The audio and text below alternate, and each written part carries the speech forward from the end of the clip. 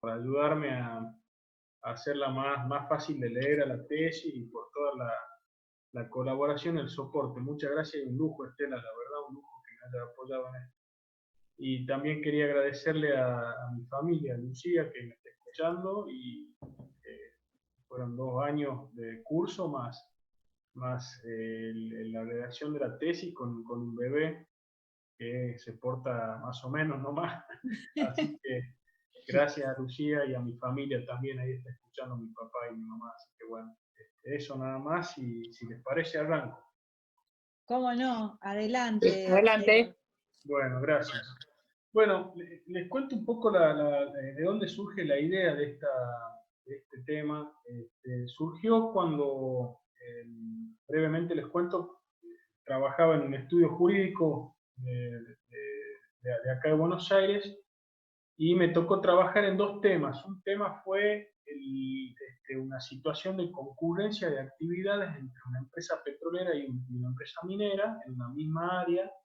eh, eh, Minerales regulados por diferentes regímenes jurídicos, y en otra oportunidad, al año siguiente, un caso muy interesante de un cliente que nos planteó la inquietud de que no podía seguir avanzando con su yacimiento de bentonita porque se le cruzaba un gasoducto de YPF. Entonces, bueno, el común denominador de ambos temas fue la ausencia de normativa específica en los regímenes jurídicos aplicables, de algo que expresamente regule esto, salvo excepciones que la vamos a ver, y de ahí el interés académico, digamos, en trabajar sobre este tema, ¿no? Esto se enfoca en lo jurídico a partir de supuestos de superposición de títulos mineros e hidrocarburíferos. Como habrán podido ver en la fundamentación del trabajo, un poco... Sí, sí, sí. Sí. Bien, bien, gracias. Eh, la fundamentación del trabajo es qué implica para el operador minero o hidrocarburífero tener títulos superpuestos. Y la verdad que lo primero que se me ocurre es, si pone el ejemplo, el trabajo del operador hidrocarburífero que ya tiene invertido capital en su operación y se entera vía su landman o la gente que estudia títulos de la empresa que hay una propiedad minera superpuesta de mineral bajo el código de minería, y el minero no es un especulador y lejos de eso quiere desarrollar el mineral, y entonces le notifica que tienen que ponerse de acuerdo sobre cómo desarrollar el área conjunta. De repente, el factor más importante y que le da la base a un proyecto hidrocarburífero o minero, que es el título base madre, que a pesar de no ser visible, como lo es la infraestructura energética, como lo es las plantas de beneficio en minería, a pesar de no ser algo visible, sino invisible, es la base de un emprendimiento. Entonces, tener ese factor de riesgo al hacer un estudio de títulos es muy importante y crítico para la evaluación de la inversión también. Los objetivos del trabajo son tratar de dar soluciones jurídicas a los supuestos de superposición que vamos a estudiar, que ya vamos a ver bien en detalle, que son los geológicos y los geológicos artificiales. Ya vamos a ver bien la definición de ambos. ¿A quién va dirigido el trabajo? No solo a abogados, sino también a quienes efectúan estudios de títulos en las empresas mineras e hidrocarburíferas, quienes evalúan la inversión, obviamente los gerentes de negocio o comerciales que tienen que tener esto en cuenta a efectos de negociar una eventual simultaneidad de operaciones, la gente especialista en ambiental de las empresas, porque una explotación simultánea es compleja. Es decir, no es solo para operadores jurídicos, sino para operadores del negocio en sí. Y la finalidad es tratar de identificar los problemas y tratar de buscar mitigarlos o resolverlos vía o la colaboración o vía las soluciones compensatorias y que el trabajo sirva como guía para reconocerlos. Y para entender bien cuál es el verdadero drama o la verdadera vicisitud de una superposición de títulos, hay que saber bien cuáles son los rasgos de cada título. Entonces, la característica del título minero, brevemente, básicamente el título minero reconoce como su génesis el principio regalista, del regalismo, donde el Estado es el dueño del título y lo concede a un privado para la explotación a cambio de un beneficio económico, una regalía. Después, obviamente, este principio ha ido virando hacia un sistema más de mayor participación del Estado en la explotación, pero bueno, ese es otro tema. Los rasgos identificatorios del título minero es que es de fuente legal, es decir, significa que quien reúne las condiciones para pedirlo y lo pide bien es acreedor del título. Es de utilidad pública, eso significa que el que lo tiene prioridad en su actividad sobre cualquier otra actividad.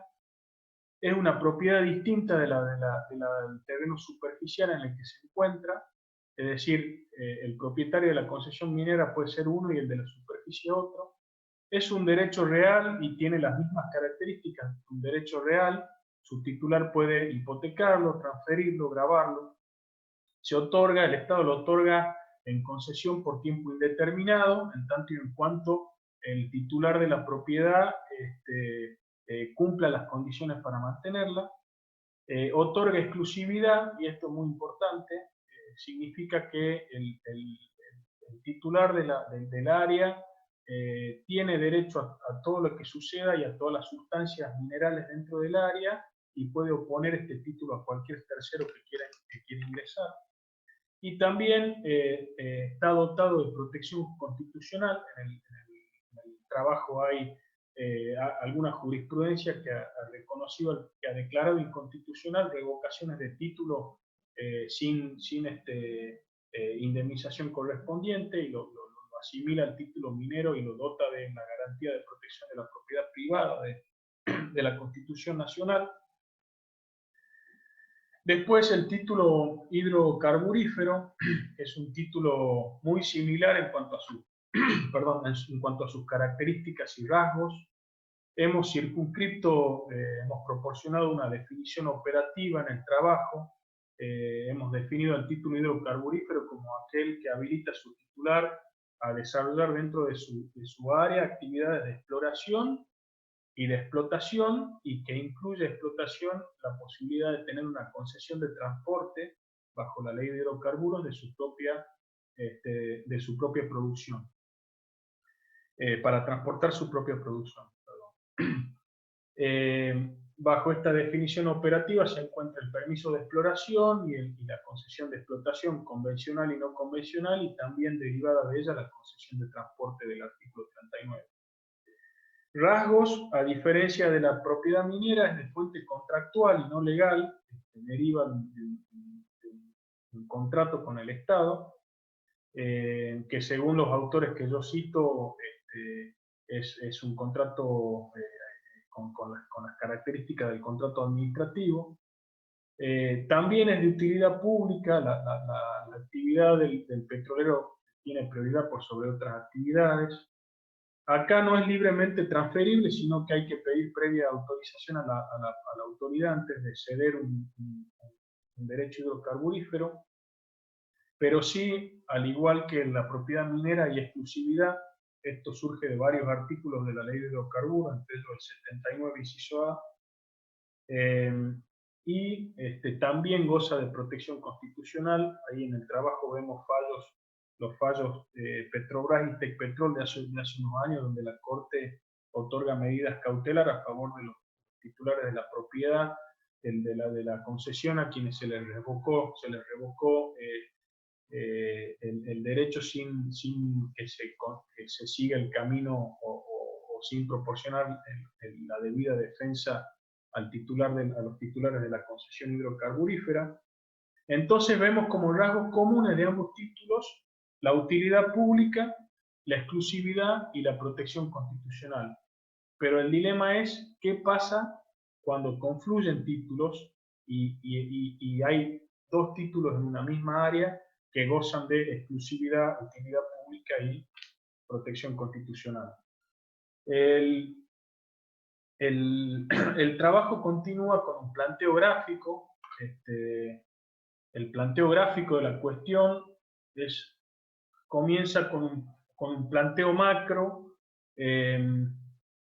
donde se revisó información geológica, tanto minera como hidrocarburífera, disponible en mapas de acceso público, y donde la conclusión es que hay mucho potencial tanto minero como hidrocarburífero en Argentina. Obviamente hay mucha más actividad hidrocarburífera por un tema digamos, de años de explotación a gran escala en las diferentes industrias. La minería va más lenta, pero a pesar de ello hay mucho potencial. Y la otra conclusión es que hay muchas zonas del país donde hay aptitudes geológicas tanto para la minería como para el petróleo y gas. ¿Y qué pasa cuando hay aptitudes geológicas? Bueno, ahí puede haber conflictos derivados de superposición, porque la concurrencia de lugares con aptitudes geológicas puede dar lugar al pedido de títulos de gente que entienda que ahí hay indicios buenos para explotar, y ello puede derivarse en títulos concurrentes. Después de lo macro, de lo geológico, ya vamos a lo más específico, la revisión de los mapas de catastros mineros de las provincias, también información disponible online, limitada obviamente. Este trabajo está hecho con información disponible online de alcance limitado, pero con lo que hay disponible se puede ver que tanto y en las tres provincias bajo evaluación, que son Neuquén, Salta y Jujuy, hay un mapa provincial tapado tanto de pedidos de derechos mineros como de derechos hidrocarburíferos vigentes. El primer ejemplo, y que es el más elocuente, es el de Neuquén, que vemos en pantalla. Muchas áreas en el primer mapa, que es de área hidrocarburífera, muchos lotes de explotación que concurren o que geográficamente parecen como justapuestos con el mapa de la derecha, las áreas de mapa de la derecha, que son áreas de propiedad minera. ¿Y ello qué significa? Bueno, que hay titulares de propiedad minera y de propiedad hidrocarburífera en situación de concurrencia, ¿no? Eso implica problemas hoy, quizá no, porque no hay tanta experiencia en cuanto a supuestos prácticos del tema, pero puede significar problemas futuros.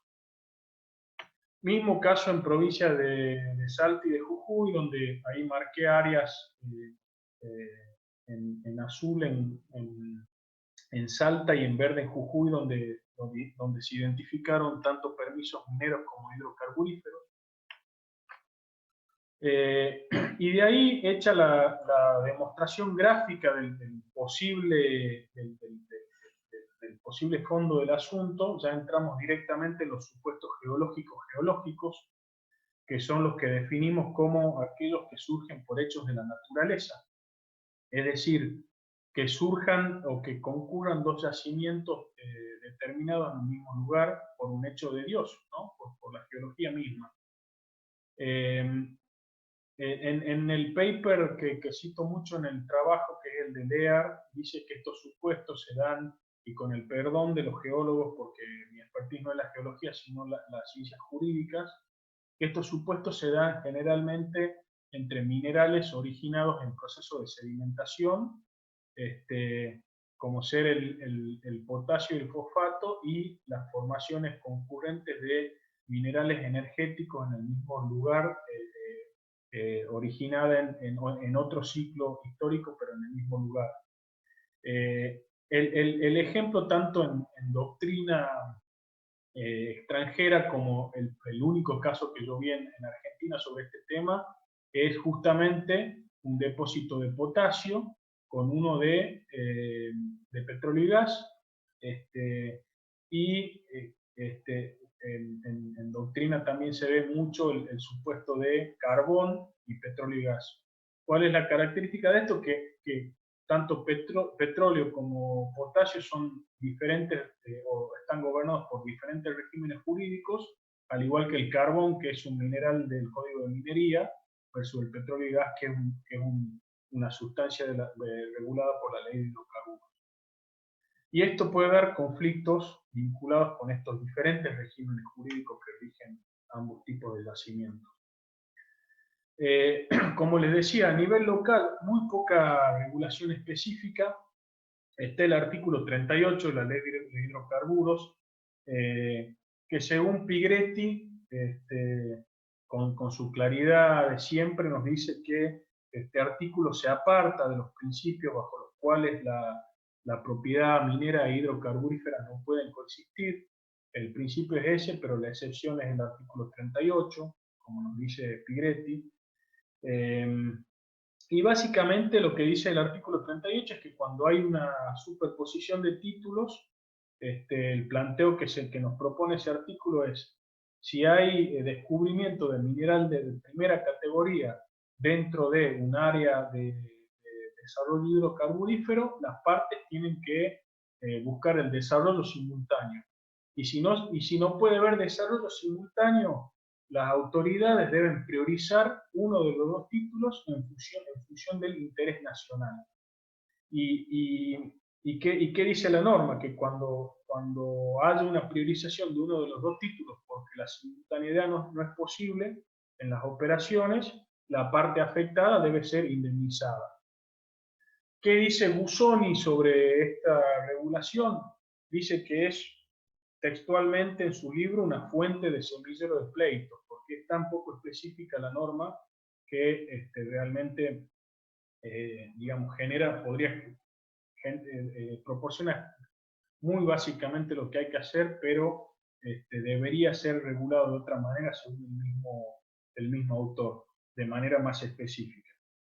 En cuanto al concepto de interés nacional, según numerosos fallos citados, más ejemplos concretos de clasificación bajo esta característica de proyectos mineros e hidrocarburíferos, tienen que ver con la generación de fuentes de trabajo y de divisas y de empleo directo e indirecto y de contribución a la cadena de valor. El tema es cómo si hay dos grandes proyectos mineros e hidrocarburíferos, cómo determinar o quién determina cuál tiene mayor interés nacional. Bueno, eso es otro tema que excede el propósito del trabajo, pero es un tema para evaluar también. ¿Y qué pasa? Cuando hay una priorización, lo que tratamos de decir en el trabajo es que una de las partes podría verse perjudicada y que eso podría implicar un verdadero despojo de derechos contra el titular, porque, y ya terminando con esta parte, el artículo 38 dice que la autoridad de aplicación prioriza en base a una resolución y la parte perjudicada es acreedor de una indemnización. Pero lo que no dice el artículo es qué pasa, digamos, con el título de quien se ve despojado. Corresponde ley previa similar a una expropiación que funde el despojo, corresponde alguna en lo que respecta al título hidrocarburífero, una revocación del contrato administrativo fundado en ley previa. No hay una aclaración y lo que se propone en el trabajo nuestro es que una mera resolución de una autoridad de aplicación no puede dejar sin efectos el título, por todos los precedentes de la Corte que se citan, entre ellos el precedente Zambrano y los fallos de Tecpetrol. En cuanto a la indemnización, según la etapa del proyecto de quien se ve despojado del título, podría incluir lucro cesante.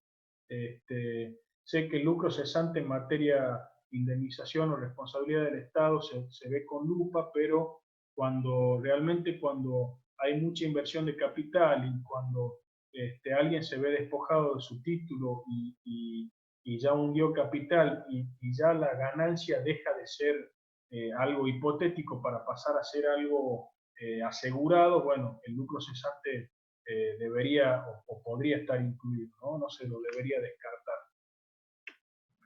En cuanto al aporte extranjero, mucho más desarrollado en Colorado, en Utah, en los estados hidrocarburíferos de Estados Unidos hay más experiencia práctica y con lo cual hay más doctrina, hay jurisprudencia que delinea conceptos como permitir, que las cortes permiten la explotación simultánea y hasta el daño de un yacimiento, del otro yacimiento, cuando ello sea necesario para la explotación del que se está explotando.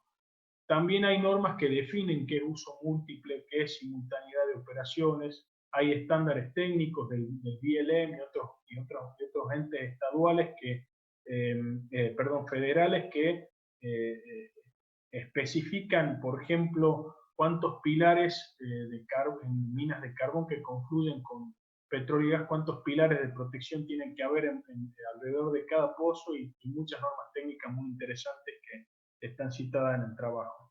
Y también no solo el interés nacional como un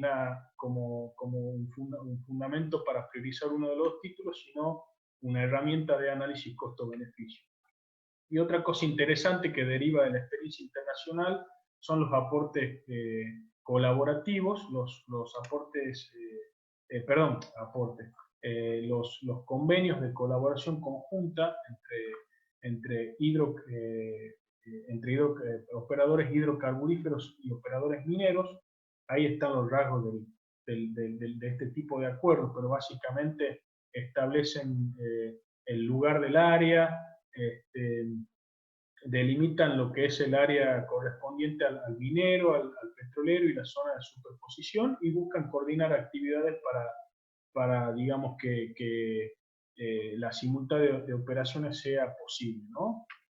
No difieren mucho de los Joint Operating Agreements de la industria petrolera, pero es interesante porque acá ya es la operación conjunta de dos títulos derivados de diferentes regímenes. Los supuestos geológicos artificiales son aquellos que derivan de un hecho de Dios, como la formación del yacimiento, y un hecho del hombre, que es tender un gasoducto dentro de un yacimiento. Esa es la parte artificial de la definición, digamos, ¿no? En Argentina hay potencial para que esto suceda. Vamos a ver ahora un fallo de un hecho práctico. Y también se puede ver el potencial simplemente mirando los mapas mineros e hidrocarburíferos. En el caso que estudia el trabajo puntualmente es la intersección entre un yacimiento minero, un yacimiento de mineral bajo el Código de Minería y un gasoducto bajo la ley de hidrocarburos. Es decir, el tema, se circunscribe ese tema porque hay muchas variables de posible intersección entre infraestructura y título minero e hidrocarburífero, pero digamos, no se puede cubrir a todas en un solo trabajo. La parte amarilla de este trabajo es el conflicto en Project de empresa minera con Perú LNG. Acá tengo un videito que les muestro, no sé si lo pueden ver. ¿Pueden verlo?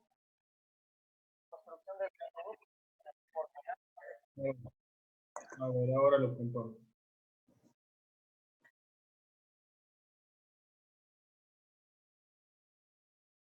Bien.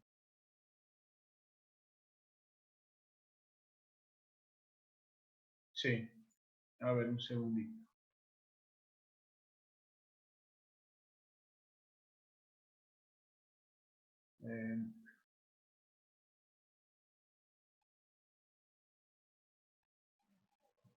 Bueno. Bueno, no importa, si no se me va el tiempo y después lo ven al video, pero bueno, es un caso citado en el trabajo, que es un conflicto entre una empresa minera peruana y sus trabajadores con el avance de un gasoducto de Perú LNG, que es una suerte de TGN o TGS en Perú. Estoy tratando de ir de vuelta al PowerPoint. Sí, lleguemos al final de tu PowerPoint y después Sí, probás, Diego. sí, pero lo perdí el PowerPoint, ¿verdad? Bien, a ver, un segundo.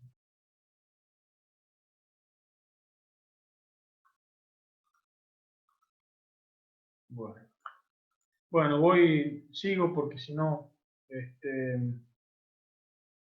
les decía entonces que es un conflicto de una empresa peruana con una minera que deriva en un hecho violento, digamos, de conflicto físico y judicializado que no debería suceder, no es lo ideal.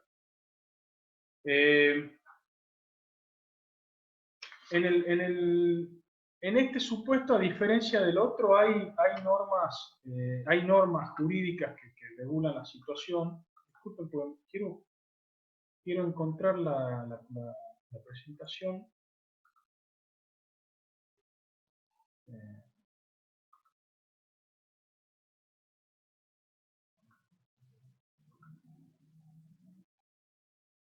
Acá está.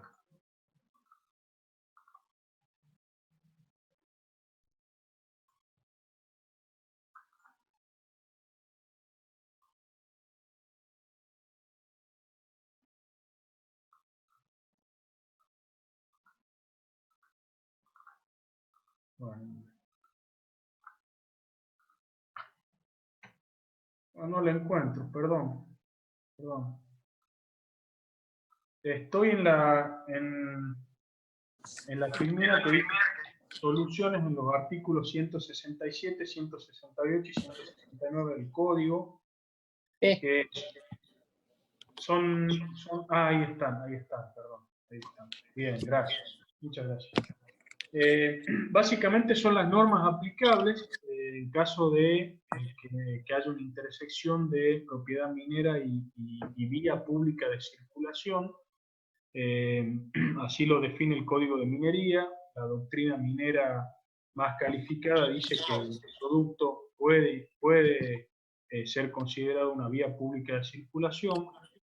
Pero ¿qué pasa? O sea, el principio, como vimos, es la propiedad minera goza de exclusividad y goza del carácter de propiedad privada, ¿no? Está amparado bajo la garantía de propiedad privada. Sin embargo, admite alguna restricción en el dominio minero, que es cuando son las situaciones contempladas en estos artículos, que es cuando se cruza una vía pública de circulación. ¿Qué tiene que suceder para que ello implique una verdadera restricción de dominio? La vía pública tiene que ser construida por el Estado o por un particular vía expropiación por causa de utilidad pública, y la vía no debe admitir la posibilidad de cambio de traza a favor de la concesión minera, es decir, esto debería ser técnicamente inviable. Y digamos, la conclusión es que si la vía pública opera como una limitante al título minero, el minero tiene derecho a una compensación si su título fuese anterior a la vía. Si su título fuese posterior a la vía, no tiene derecho a una compensación. La indemnización, hacemos un razonamiento similar a los casos anteriores, puede estar comprendida por lucro cesante cuando la intersección suponga un despojo de verdaderas ganancias aseguradas por parte de quien se ve despojado de su posibilidad de continuar con el desarrollo de su proyecto por una intersección de un gasoducto. Acá también hay algunas normas técnicas, las NAC 100, que, como dice el trabajo, si bien son aplicables en general a gasoductos bajo jurisdicción federal, los de TGN, los de TGS, también hay algunas provincias que lo adoptaron como propias para gasoductos bajo la ley bajo concesiones de transporte de la ley de hidrocarburos, y esos NAC 100, sorprendentemente, o no tanto porque son bastante completas, disponen de medidas que los operadores de ductos deben seguir cuando se les cruce una propiedad minera, un yacimiento minero. Son medidas de protección que tratan de prevenir daños tanto al predio minero como al gasoducto. Y también las normas ASME, los reglamentos técnicos aplicables a poliductos, también establecen que se debe contar con un programa de prevención de daños cuando hay una intersección, un cruce del poliducto con lugares de excavación. Y no dice minería, pero dice lugares de excavación. En cuanto a la jurisprudencia, ya para ir terminando, tenemos un caso que es el caso de Echavarri Lourdes con Isur Energía. Es un caso que se dio en Zapala, en la provincia de Neuquén, por una superposición geológica artificial justamente. La parte involucrada, el titular de una propiedad minera de bentonita, que no pudo continuar con su explotación por la presencia de un ducto de la empresa petrolera. El objeto de la demanda, un reclamo de indemnización contra la empresa petrolera por la construcción del gasoducto, que a la que el juez hizo lugar. Esta sentencia está apelada y revocada parcialmente, pero es un buen antecedente que justamente nos demuestra que no es un mero hecho teórico sino que hay supuestos ya prácticos que digamos que nos muestra que no solo es potencial esto, sino también ya aplicable a la práctica.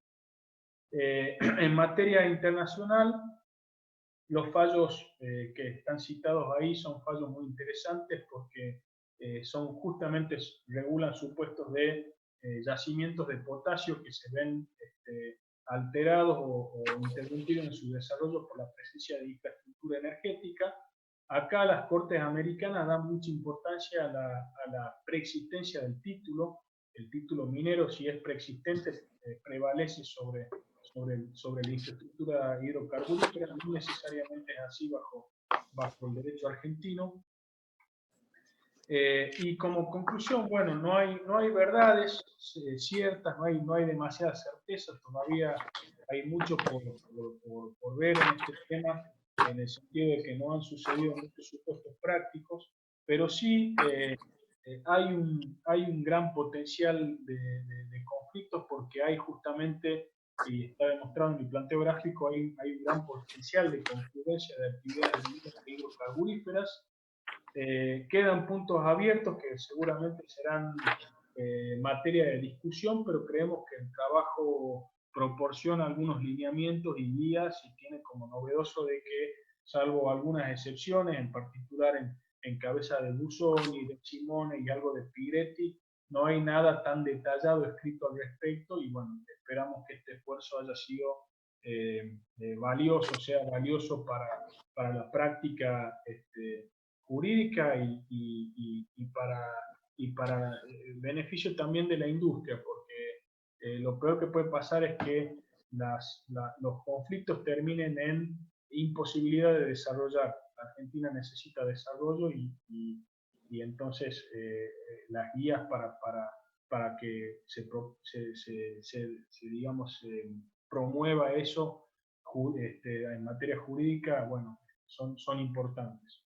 Con eso, humildemente, termina la breve exposición en media hora de un trabajo de 140 hojas, pero bueno, espero que haya sido comprensiva, ¿no? Y sigue la sección preguntas. Muchas gracias, Diego. Entonces sí, cumpliste con el plazo, cumpliste con una presentación muy clara, a mi entender, pero vamos a ver qué dicen los jurados. Entonces, no sé quién quiere romper el hielo, alguna de las chicas, Marita o Leila. Cualquiera, le cedo el honor a Leila. Bueno, gracias. Yo ya puse un aplausito. A mí me Sí, pareció excelente. Me pareció excelente realmente la exposición. Leí el trabajo con mucha atención y además lo voy a, por supuesto, usar con el copyright cuando explico derecho minero, la parte del artículo 168 me pareció muy... Me pareció... ¿Hola? Así que, ¿escuchan? Hola, ¿me escuchan? Lo exhaustivo del trabajo. A mí me gustaría, no es preguntarte, sino ver un poquito más desde el punto de vista ambiental. Vos hablaste algo al principio de cómo insertarías a lo mejor en este tema, si sería un requisito cuando hay superposición de título de propiedad minera y de actividad minera y de actividad hidrocarburífera, si los requisitos también, o dentro de esos requisitos para la cooperación y para la solución del conflicto, ¿cómo insertarías la sustentabilidad o el tema ambiental? Es más de opinión, ¿no?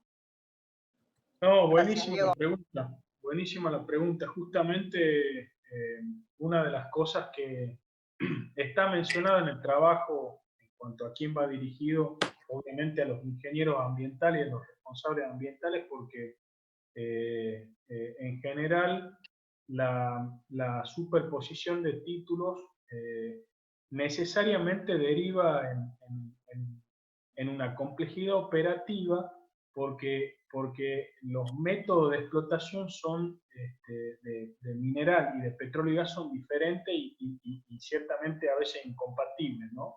Entonces los responsables de medio ambiente de las empresas involucradas deberían ser quienes primero digan si ambientalmente es viable que haya una explotación conjunta. Eso en cuanto a internamente la empresa y si querés en la redacción del convenio de explotación conjunta está mencionado el deslinde de responsabilidad ambiental de las empresas que ocupan simultáneamente el área. ¿Yo cómo insertaría esto? Lo regularía, o sea, acá solamente hay muy poca norma específica sobre el tema, sobre cómo se podrían dar explotaciones simultáneas. Hay normas que son las normas de evaluación de impacto ambiental aplicables a la industria minera e hidrocarburífera, que obviamente de manera genérica o no tanto indican que el proponente del proyecto debe evaluar todo impacto y ello necesariamente debería incluir, si es un proyecto en un área conjunta, el relacionamiento con la otra parte y de la evaluación del impacto ambiental en función de la otra actividad también, porque si una empresa minera y una hidrocarburífera comparten un área, el EIA de ambas debería incluir la simultaneidad de operaciones en lo específico también, en lo que respecta al área simultánea. Y sí regularía en detalle temas de seguridad, temas temas específicos que son más técnicos. En las normas de Estados Unidos que cito hay yo diría que podrían ser categorizadas como normas técnicas ambientales, que son las distancias entre un pozo y un pilar de soporte de una explotación de carbón, de una mina de carbón, y ese tipo de cuestiones.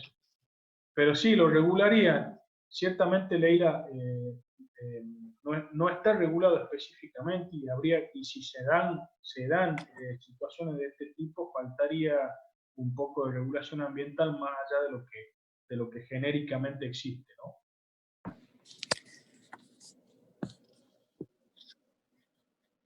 Bueno, voy a tomar... Gracias. No, de nada. Diego, tanto como Leila te preguntó una opinión, porque no es para hacerte preguntas específicas, sino más bien, dado el nivel que tiene tu presentación, estamos hablando con un colega al cual le pido opinión respecto a si fuera posible introducir algún criterio adicional en la ley de hidrocarburos respecto a este tema. Si vos se te ocurre qué es lo que plantearías de forma tal no hay forma de evitar los problemas, No hay forma de evitar los problemas. Y te digo una cosa, el fallo que vos has introducido en tu estudio me hiere personalmente porque yo era directora legal de Apache cuando sucedió esto. Así que, pero me hiere, te digo, en el sentido de que lo padecí durante unos cuantos años y siguió, todavía creo que no está resuelto definitivamente.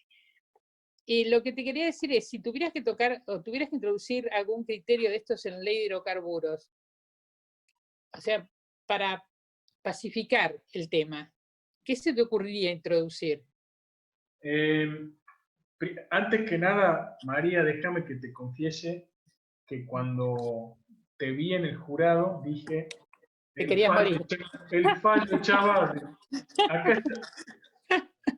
Me va a entrar por ahí, María, estoy seguro. No. Pero tengo muy en claro cómo se maneja esto. Pero para nada. ¿Vos dónde estabas? ¿Estabas en Marval? ¿Estabas? No, en Bécar Varela. En Bécar Varela. Pero sí. Bueno, no, el fallo de Chavarri aparece cuando yo ya estaba en la gerencia de legales de una empresa. Pero claro. Yo cuando estudié el caso de Bentonita que te contaba, sí. No, perdón, no era Bentonita, el fallo de Chavarri es Bentonita, de Afaltita. Afaltita, otro caso, no el caso de Chavarri. No, Chavarri es Bentonita. Sí. Exacto. Sí. El caso que vimos nosotros en Bécar era muy similar al Chavarri, sí. Porque el dueño del titular de la propiedad minera de Afaltita no pudo avanzar por un gasoducto que se les cruzaba. Claro. Y cuando nosotros estudiamos ese tema, el fallo de Chavarri no existía. Y entonces claro. Yo ya en la empresa, cuando aparece Chavarri, les mandé a mis colegas de Bécar con los que trabajé este estudio del tema de Afaltita como algo muy novedoso, ¿no? Sí. Así que, bueno. No, el trasfondo era otro, algún día te lo cuento con un café, claro, pero bueno. Siempre. Sí, me encantaría. Debe haber cosas ocultas ahí que... Sí. Vicios ocultos. Bueno, sí. No, era simplemente inclusive para pensar qué se podía introducir dentro de una ley de hidrocarburos que realmente fuera efectivo o por lo menos que tendiera a una mejora, porque el Código de Minería lo que está planteando sigue planteando problemas entre titulares de distintos derechos, ¿no? Sí. Y realmente lo está tratando como una servidumbre y un superficiario más. Esa es mi sensación, después de haber padecido algunas cuestiones al respecto. No, una idea. Yo sé que no hay nada terminante ni nada concluyente, pero bueno, si tuviésemos la oportunidad de estar en la modificación una vez más de la ley de hidrocarburos, ¿qué se te ocurriría introducir? Mira, primero, la primera cosa que creo que falla en la redacción del artículo 38, que dicho sea de paso me ha sorprendido que no haya sido tratado en la última reforma de la ley de hidrocarburos, tal vez porque no hay muchos casos prácticos, pero claro. muy genérico. Primero, o porque la industria del juicio es más provechosa que modificar esto. Bueno, pero sigamos. Claro. Sí. Bueno, yo creo que hay algo que es defectuoso del artículo 38, que es que utiliza como criterio para priorizar a una de las dos áreas el tema de interés nacional. Yo creo que tiene que ser un poco más específico el fundamento de por qué priorizar, o sea, priorizar en función de como prevén algunas normas de Estados Unidos, un análisis costo-beneficio, por ejemplo, ¿no? Algo más específico, ¿no? Eso por un lado. Después, yo creo que como decía recién, una mera resolución de una autoridad de aplicación no es suficiente para que quien se ve despojado de la posibilidad de desarrollar salga tranquilamente. O sea, acá hay dos cosas. La indemnización debe identificar dos aspectos. Primero, que yo, digamos, si soy el despojado, me voy de un área que podría desarrollar, ¿no? Y que no lo hago porque hay una resolución que así lo dispone. Pero además estoy renunciando a mi título. O sea, básicamente, lo que creo que no establece bien la ley de hidrocarburos es, si hay una resolución de autoridad, ¿qué pasa digamos, con el título? Por ejemplo, si el despojado es el titular de la propiedad minera, ¿qué pasa con el título minero? Tengo que renunciar a mi título, Claro. me tiene que indemnizar el Estado porque es una suerte de expropiación esto. Sería una doble indemnización, parte que vendría del beneficiado por la resolución de la autoridad, solo por ocupar mi área o por pagarme mi derecho de salida, y parte del Estado porque hay una suerte de despojo de mi derecho a desarrollar el área. Y puesto en los zapatos de un titular hidrocarburífero, una resolución puede o tiene el efecto de revocar mi contrato o de interrumpir mi contrato administrativo, mi contrato de concesión. Claro. No, yo creo que no. O sea, debiera preverse que cuando hay un despojo, además de la resolución, se requeriría, si el que se va es el hidrocarburífero, bueno, que haya un acto, una interrupción del contrato administrativo, una revocación o una interrupción misma en el contrato de concesión, fundado en ley o no, y en materia minera igual.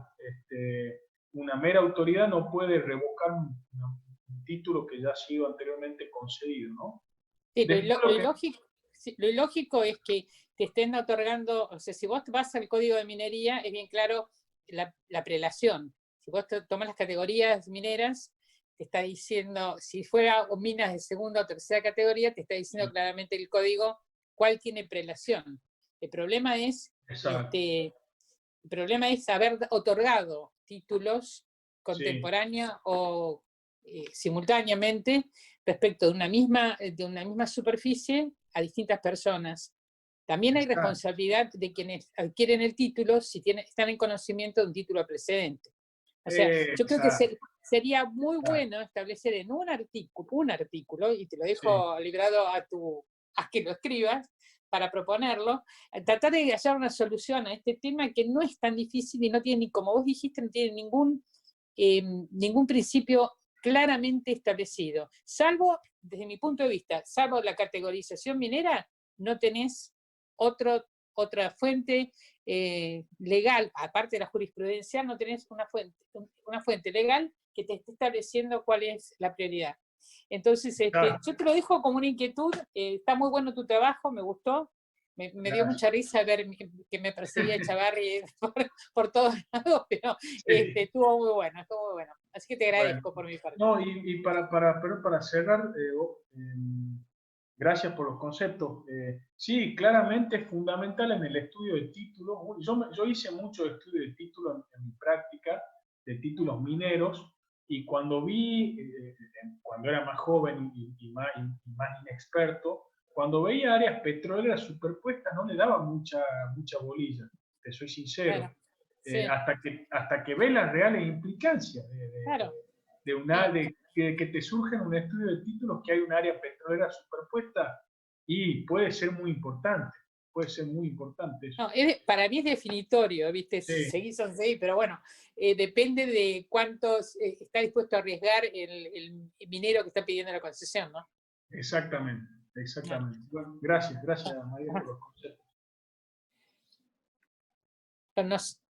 Eduardo, no sé si está... Yo tengo una pregunta, Griselda. ¿Es posible? Adelante, por supuesto. Es posible y necesario, justo y necesario. Amén. Diego, tu trabajo me pareció excelente, me pareció muy, muy bueno, muy completo, muy sólido. Gracias. y tengo dos o tres reflexiones, ideas, sugerencias, si queréis. La primera que me llamó la atención es que en la nota de la página 68 de tu trabajo, vos pusiste algo que me llamó la atención. Dice, haciendo una aplicación, comentando un tema, dice, haciendo una aplicación analógica en el supuesto de hallazgo de mineral nuclear, nuestro código de minería establece sanciones de multa al concesionario, etcétera, etcétera. Entonces empecé a buscar si en el trabajo vos te habías referido específicamente al tema de mineral nuclear. ¿Por qué lo digo esto? Porque si bien es cierto el tema del mineral nuclear tiene su estructura jurídica e institucional resuelta en el Código de Minería, sin embargo, desde el punto de vista de la matriz energética nacional, la presencia del material nuclear como fuente energética es muy importante. Y cada día está creciendo más, porque estamos con el tema de las usinas nucleares, el tema de las negociaciones internacionales, toda una serie de cosas. Entonces, me parecía que a lo mejor sería interesante incorporar una reflexión respecto a la importancia, respecto al tema porque si vos vas al código de minería, empezás a leer el código y te encontrás con algunas dificultades de interpretación, etc. Esa es una idea que simplemente es una idea general, de una noche de verano. No, gracias, Eduardo. La verdad es que yo creo, digamos, si bien el trabajo no se refiere específicamente a los minerales uranio y torio, que son los minerales de la industria nuclear, si se quiere, que están regulados por el régimen del Código de Minería. Yo en la definición operativa de título minero incluí al uranio y al torio, porque bajo el Código de Minería, el uranio y el torio, en cuanto a su adquisición y a su requerimiento, adquisición y proceso de titulación, sigue los mismos principios que cualquier otro mineral metalífero, digamos, ¿no? Sí, sí. Lo que sí tiene el mineral uranio y torio es que lo distingue o lo difiere de otros minerales de primera categoría, es que cuando hay una producción de uranio y torio, como usted sabe, el Estado Nacional es el que tiene prioridad de compra. Pero esa es lo único que diferencia al título minero de mineral uranio y torio con el título minero de oro, plata, litio, potasio. Entonces yo creo, Eduardo, que los principios de este trabajo, más allá de los actores, de quiénes sean quienes explota uranio y torio y cuáles son los intereses finales de ese tipo de mineral, yo creo que los principios aplican, ¿no? Todo lo que es acuerdo de explotación conjunta, la necesidad de normas técnicas, la necesidad de normas ambientales en áreas comunes, aplica también a la industria de los minerales nucleares, me parece, Eduardo. Está bien, de acuerdo. El otro tema, muy rápido, porque también el tiempo no nos da demasiado posibilidad. Siguiendo la idea que tenía la doctora Crespo, en el sentido de mencionar algunas cosas que quizás esté faltando, no al trabajo, sino a la situación institucional de la relación entre los yacimientos hidrocarburíferos y los yacimientos mineros. Yo tuve dos experiencias, mejor dicho, una experiencia muy completa, que la digo rápidamente, y hace poco, el año pasado, o el 2018, leí un artículo en la revista Radem de un señor que en Salta compró un campo y un día con el campo hizo un sembrado de soja, trigo, no sé qué cosa puso. Tenía animales y un día le explotó un pozo que estaba oculto en el yacimiento y le regó de petróleo el campo y tuvo un conflicto impresionante porque fue prácticamente imposible manejarse con este campo así afectado. Entonces empezó a buscar alternativas, habló con el gobierno de Salta, habló con YPF, habló con la Nación, habló con la Secretaría de Energía, habló con la provincia, y en todos los casos siempre no había una solución clara, porque primero, nadie le había dicho que estaba ese pozo y que había un yacimiento petrolero ahí, y además al no conocer quién era el titular del derecho, tampoco estaba obligado a la indemnización correspondiente. Finalmente terminó pagando YPF el tema después de una serie de gestiones. Eso está escrito no me acuerdo bien en qué número de la revista Radem. Lo que pasa es que no pude ingresar después del 20 de marzo en el estudio, y donde tengo indicado el artículo de la revista está en el estudio, no lo pude sacar, no pude entrar al estudio. Bueno, ese es un tema que se refiere a la responsabilidad de los mineros anteriores, porque cuando veo tu mapa, sobre todo los mapas de Salta, Jujuy, Neuquén, etc., me doy cuenta que ahí hay conviviendo prácticamente posiciones mineras muy antiguas, incluso anteriores a la ley de hidrocarburos actual, teniendo como código de minería, como su norma legal aplicable, y después la ley 21.161 como anexo. Entonces, me da la impresión de que ahí existe un problema que, insisto, que no es un problema del trabajo, no es un faltante del trabajo, pero que es un tema que quizás sea conveniente tener algún grado de aclaración. Que la jurisprudencia extranjera o la doctrina extranjera lo tiene tratado, porque vos lo pusiste acá en el tema ese.